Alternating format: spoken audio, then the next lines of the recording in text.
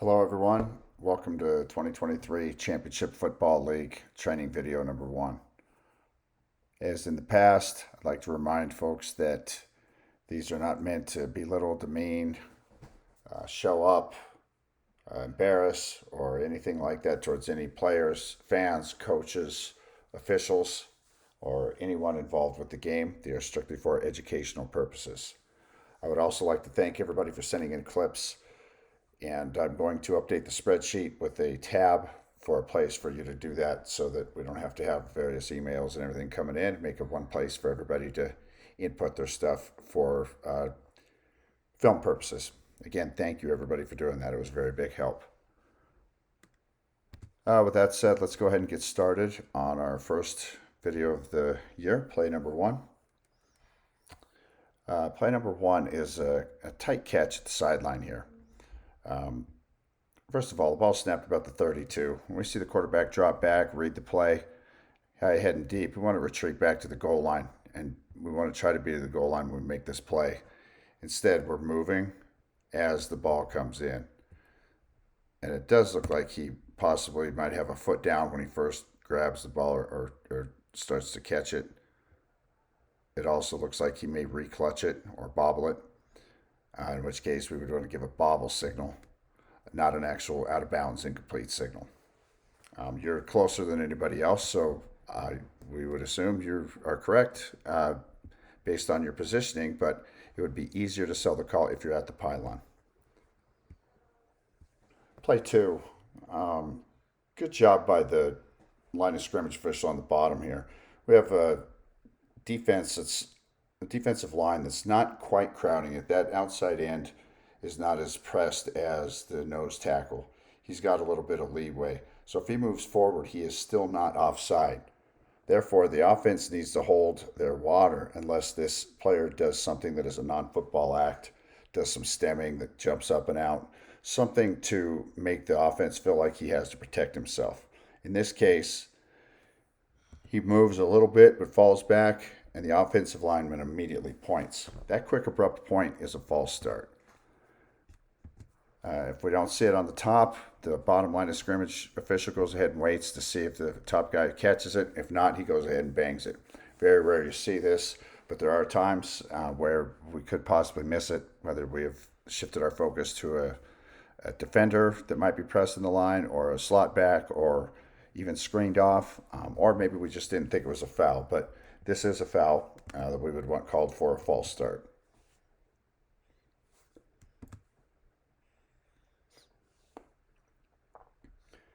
Play number three is going to be a defensive pass interference in the end zone. The ball is snapped at about the 12 or 13 yard line. So in the end zone means we're going to go to the 2 yard line. Now you can see we have early contact there, so it's a good call. A couple of mechanical things. Don't have the flag in your pocket. Have it in the front of your belt so that it's easier to just toss and nobody sees it. You're not searching for it. Also, throw the flag in a quiet area away from the players or at their feet at the minimum. We don't need to get a spot because this is not going to be a spot foul. It's just going to go to the 2 yard line. But even if it is going to be a spot foul, we just need it on the yard line. We don't need it at the players. In this case, the player actually catches the flag, which could open up potential for something worse if you happen to hit him in the neck or the arm or through the helmet opening and hit him in the eye or something. So just try to avoid throwing your flags at players. We've all done it, but just a little tip. Very nice job on the preliminary signal. Letting the referee know we've got pass interference. Now, if you notice here, we've got a coach down inside the 20. If he's not a coach, I'm not sure who he is, but they're not supposed to be walking around or hanging out there, so we need to get him out of there. We also have 4 coaches on the sideline. It's one thing if they're a yard off, but we've got 4 of them down there. Let's get them off the field. Line of scrimmage official, you can come walk them back to the sideline. Tell them to get back in their position. We don't want to nitpick and start problems, but we don't need 4 of them standing on the field either. Okay, play 4. This is a very nice job on a blindside block that we pick up here. We've got a pass play, and the receiver goes down the field, comes back and lines up the defenders or defender. So you see the middle receiver is open, goes up the middle of the field. Now he knows his teammate has caught the ball about 15 yards back, and so he goes against the grain. As you see, he lines up the tackler for the defender. The defender is actually looking at the ball carrier, and this blocker is looking at that tackler. So this tackler never actually sees the block coming, which would make it an illegal blindside block. And then there's the force. Could potentially be targeting. It looks like he might be unconscious. Can't quite tell, but he definitely doesn't move. Definitely an unnecessary block, and I'm glad we got this. All he has to do is screen this player or hit him with open hands. He does not have to light him up like this, so I'm very glad that we got this call.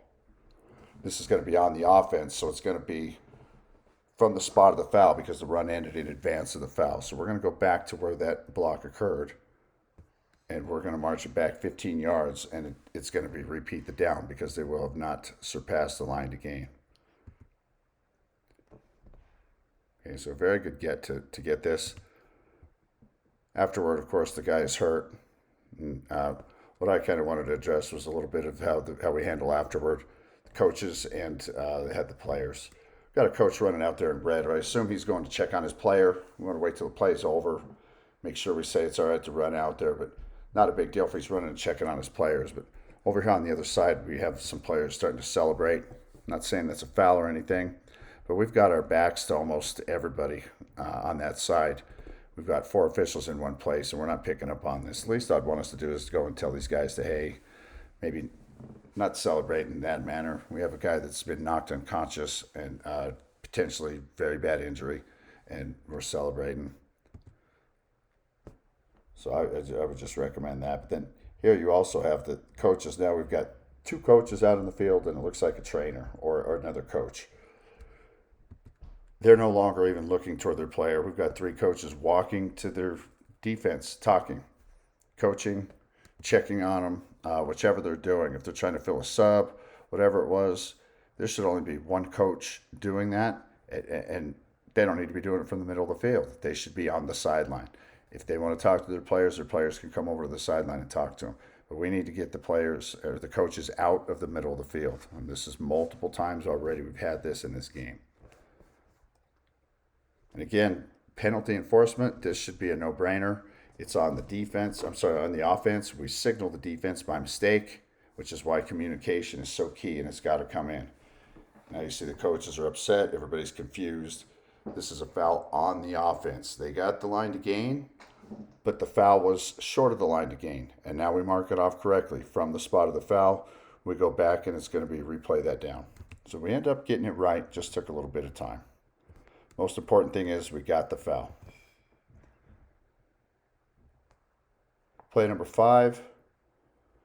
This is a good job making preventing a cheap turnover. We originally rule fumble and allow a touchdown. We talk it over and go with our philosophy, which when in doubt, his arm is going forward and the ball, and it's not an empty hand, then it's an incomplete pass. And here he has the ball in his hand and it's just coming out as it's forward. So that would be an incomplete pass. Whether there's a split second or 1 second, the ball comes out, and as soon as it comes out, it is blocked or batted down by the defender, which makes it an incomplete pass. Took our time on it. When in doubt, we went ahead and let it play out. But good job getting together and fixing this to not make it a cheap turnover. Okay, play 6 is we got a couple things here. We got a kick out of bounds and a late hit out of bounds or a personal foul.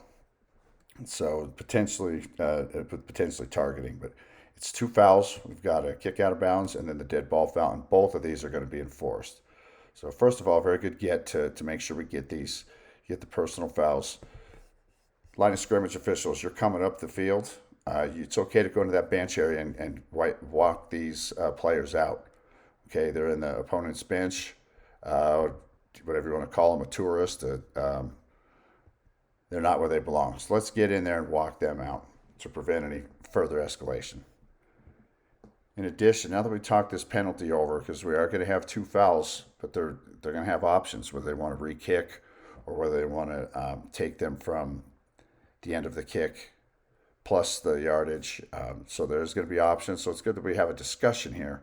Most likely, the receiving team is going to want to keep the ball, but it's good to know them. Again, we have got three coaches out on the field, and we're taking a little bit too long to discuss this. If we're not sure and we need to discuss it, let's walk away from the sideline and get away from the coaches and players that can hear the discussion. Let's at least get to the numbers, if not a little further.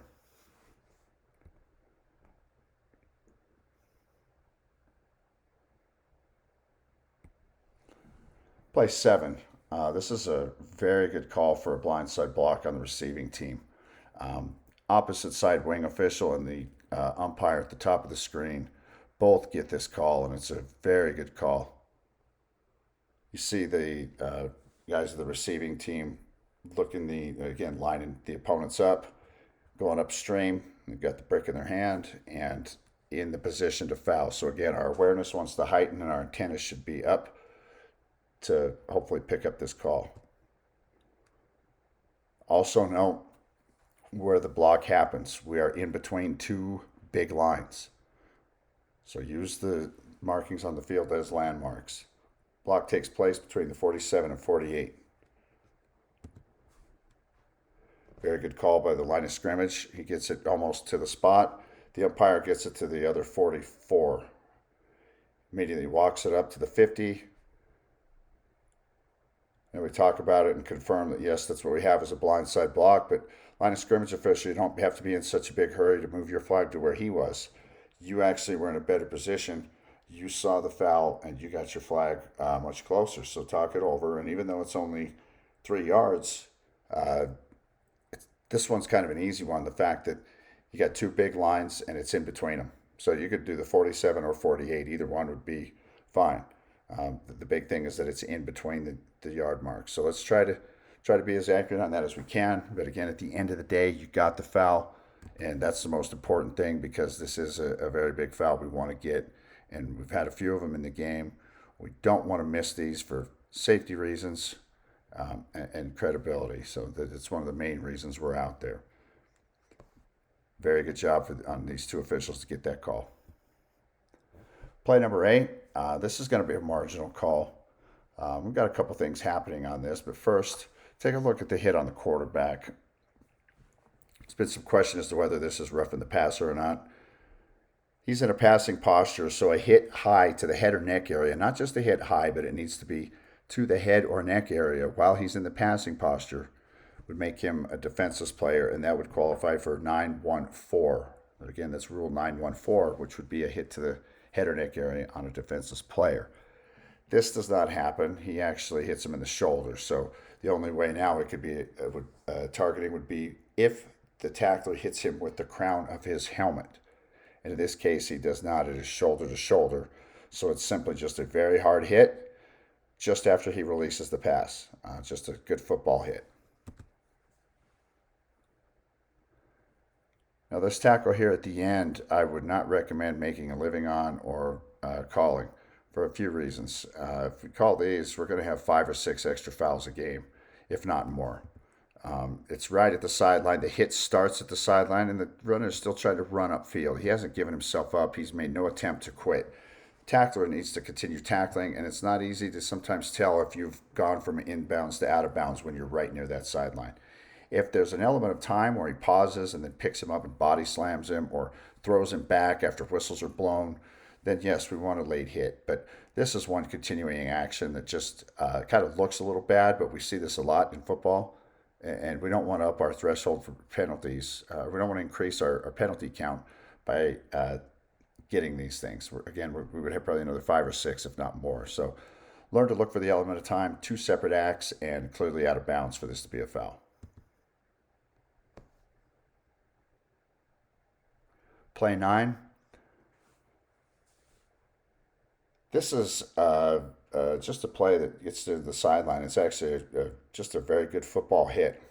This would be an incorrect call for a couple of reasons, but the main one is they're not only near the sideline, but they're actually still in bounds when the hit happens. So there's nothing, unless he hits him in the head and targets him or face mask or something. There's just a hard hit by the defender that actually knocks the receiver sideways out of bounds and kills his progress. So You see there again, all 4 feet are in bounds by both the defender and the tackler.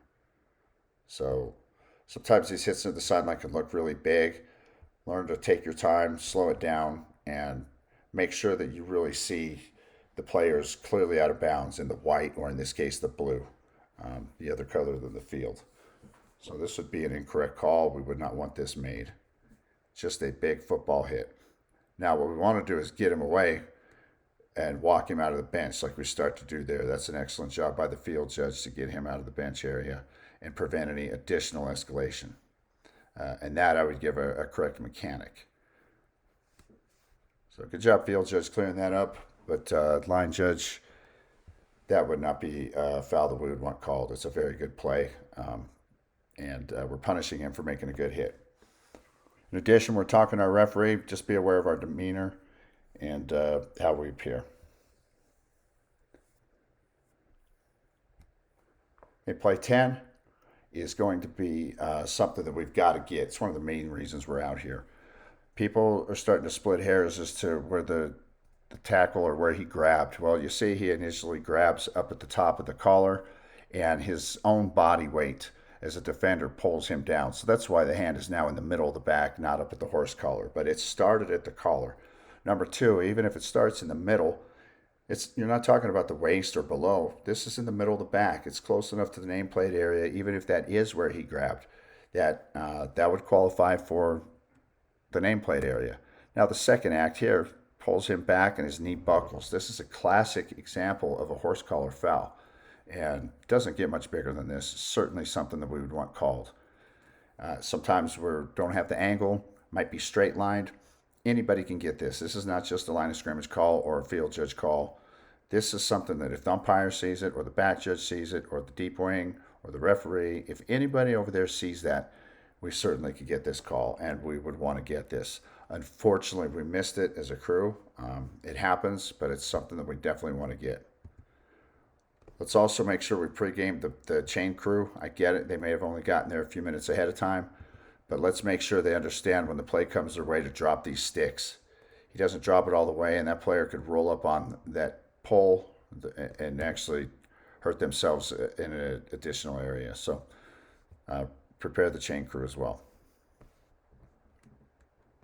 A few more here. Play number 11 is going to be an example of what we would call a legal blindside block.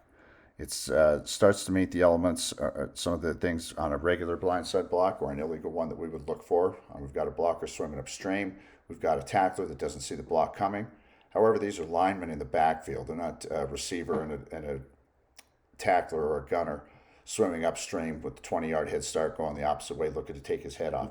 This guy is just going to block him while his quarterback is rolling out. So we still could have a blindside block, obviously, but we have a little bit bigger threshold for these guys blocking inside on the quarterback running around.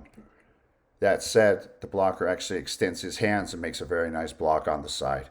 And the crew does a nice job of identifying that that's just a very nice legal block and does not make the call. So nice job, crew, to know what is a legal blindside block, and a very nice block by this blocker for the offensive line.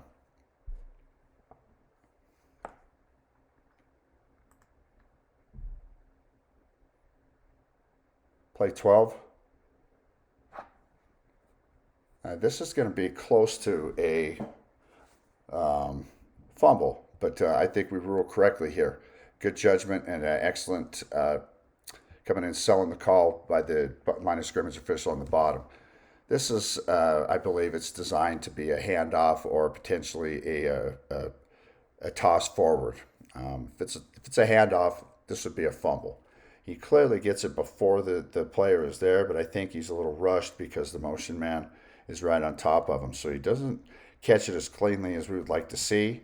He quickly flips it up. So quarterbacks or players, be careful. If you don't possess that, this has become a muff, and this ball dropped on the ground would be live and eligible to be recovered by any team. So just be aware of that, players.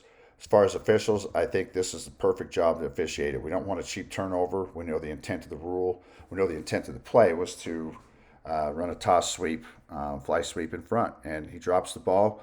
Don't trouble. Don't go reading any further into it. Yeah, it's close to being muffed, so players do a better job of that, but we know what the intent was here, and we do a very nice job of going in and preventing a possible cheap turnover and a loss of yardage when we know it's an incomplete pass. So good job here.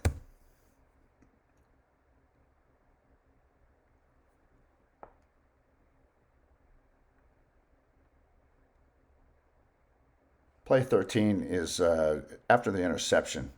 We've got a potential illegal forward pass by the receiving team. This would be a live ball foul, so we would not want to shut this down. But if you look at this, the crew, I think, does a very nice job of officiating this play. We've got an interception. They go into reverse mechanics. Nobody's in a big hurry. You look at line of scrimmage on the top as well as line of scrimmage on the bottom.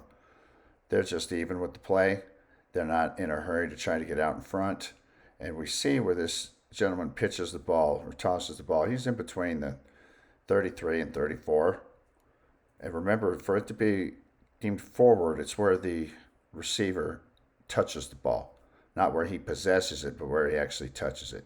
And he touches it here in between the 33 and 34 as well.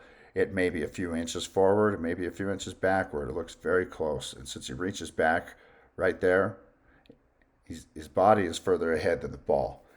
We've got two line of scrimmage officials in great position. So I think this is a very nice job of passing on this.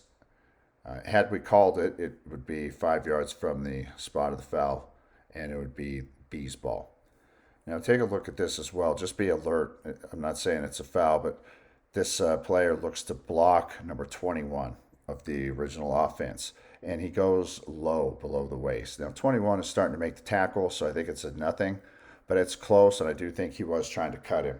Remember, everybody, on top of the new blocking below the waist rules, as easy as they are, pretty much end shortly after the snap on most regular scrimmage plays for all turnovers, whether fumbles, interceptions, or all kicks, scrimmage kicks, free kicks, field goals, tries.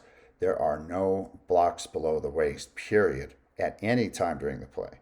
So once this has become a turnover or an interception, the all blocking below the waist is out.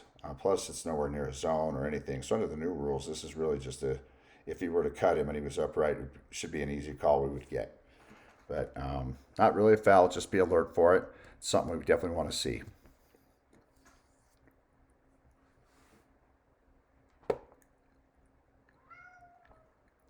Play 14.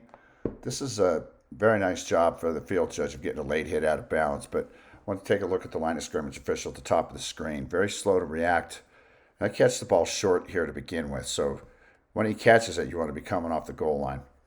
And now at this point, we're a good 20 yards behind the play. And he's going full speed, starts to spring it, and now we're 30 to 35 yards behind the play. There's no way we can see him step on a sideline, as well as any of the missed blocks in this big cluster of players here in the middle.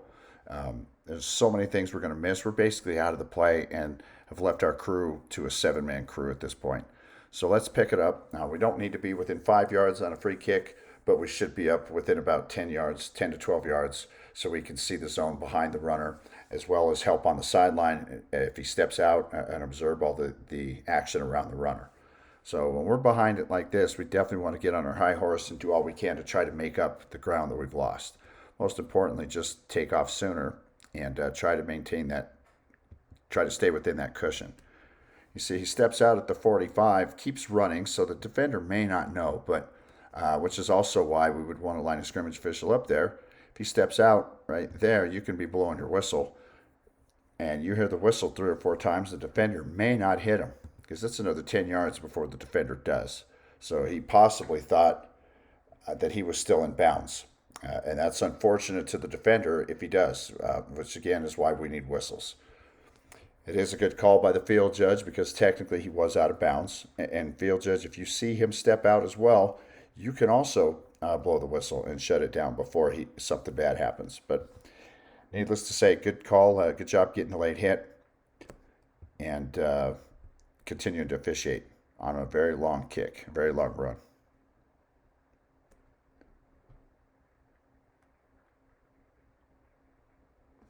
Two more. Play 15. We've got a couple of IDP discussions or ineligible downfield. First one is an incorrect call by the umpire. The ball snapped at the 25. So for it to be a foul, we'd really want it to get to the 30 or just short of the 30. Certainly not the 28, which is exactly 3 yards. Use the lines on the field as landmarks. You've got a big line. To a big line would be your 5 yards. If it was snapped at the 28, the 23, you could say the threshold would be 2 ticks past the big line. Things, use references to help you. The main thing is you have to know where the runner was or the blocker before the ball is thrown. If you find him after the ball is thrown, you're guessing and you should stay away from it, even if you think you missed it. You have to clearly know that he is already fouled and put that in the bank and then look and find where the quarterback is. If the quarterback still has the ball, wait for him to throw it and you know you have a foul. If you see this lineman downfield and you think he's fouled and you turn to the quarterback and the ball is already gone, then it is not a foul. It probably wasn't there when he let go of the ball, and even if it was, you are guessing. So again, don't throw the flag. This is something that line of scrimmage guys we're trained more and more to do, and we are the primary. So umpire, you don't have to worry about this unless it's egregious and we blow it or you don't see this. But here, clearly, again, he's right at 3 yards, and the ball is being released. There's no reason to be so really be searching for this. And again, it looks like you're looking at the quarterback anyway. So you see the ball's at 3, and the runners the blockers at 3, and the ball is just now coming out of the quarterback's hand. And you have not shifted your focus to anywhere else, which is fine. The ball is coming in, but when you look at the blocker, he is 7 yards downfield. The pass has already been thrown, and it's too late. You're guessing. So stay away from these. These will get you every time. Let the line of scrimmage on the back side or the top side of the screen get that. But that would be considered an incorrect call. Plus, the pass is incomplete. Nothing hurt, and we end up punishing the offense for really a nothing play. So let's make these bigger. All right, very last play of the video. This is an example of not having ineligible downfields. Again, the philosophy is if the quarterback legally grounds the ball, then we do not have ineligible downfield. Now, in order to legally ground the ball, there are 2 options. First of all, there's a receiver in the area that will trump everything. So if the quarterback throws it away, out of bounds, there's a receiver anywhere near, we want to make him in the area and just rule it incomplete. If there is nobody in the area, then the only way the quarterback can legally, no eligible receivers in the area, the only way a quarterback can legally ground the ball is to throw the ball at or near the sideline, and it must reach the line of scrimmage. Now, if it falls a few inches short, we don't split hairs, but he needs to get it to the line of scrimmage, and he needs to be outside the pocket.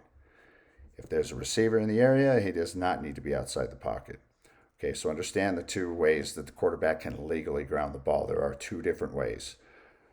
But if he does either of those and we have a lineman downfield, an ineligible receiver downfield, we would not want a foul called because it is technically, by rule, not a foul for being downfield when the quarterback legally grounds the ball. So we see we've got a receiver about 5-6 yards downfield, and we have a lineman right behind him. A little confusion there. Quarterback spots it. He just throws the ball out of bounds. There's a receiver standing right over there, just throws it over his head. Good job of understanding the philosophy and knowing that there's no foul for intentional grounding when legally grounding the ball. And that will conclude this first video of the season. My apologies for the length of time it's taken.